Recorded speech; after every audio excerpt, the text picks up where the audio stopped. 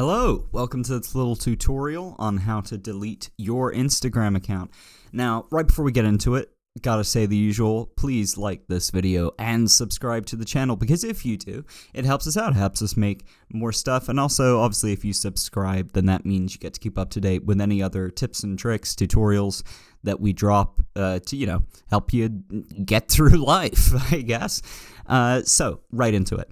First thing, as always with this type of thing, is to make sure that your Instagram app is updated to the latest version, just so we're on the same page. I'm doing this on Android, but the process is going to be the same if you're on, e.g., iOS. So now that we've done that, let's open up the app, of course.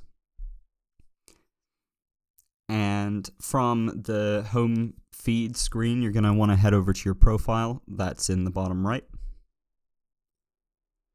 And then here, you're going to want to tap the hamburger menu in the top right. And you can scroll through to find this setting, but it's going to be a lot easier if you just use the search box at the top. So just start typing in the word delete. And that's going to show you just this little tab, deactivation or deletion. So if you tap on that, it's going to open Meta Account Center, take you to deactivation or deletion. And ask you to select the account you want to delete. So we're going to go ahead and select this one. It's going to prompt you whether you want to deactivate or delete, but we are serious. We want this gone. Wipe it clean. So select delete and then select continue. It's going to ask you why you want to do it. Select whatever you want. I'm going to do something else, and then we're going to hit continue.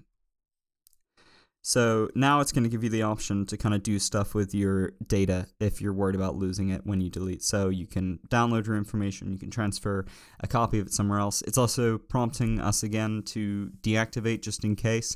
But no, we know what we're doing. We're confident. We're going to hit continue.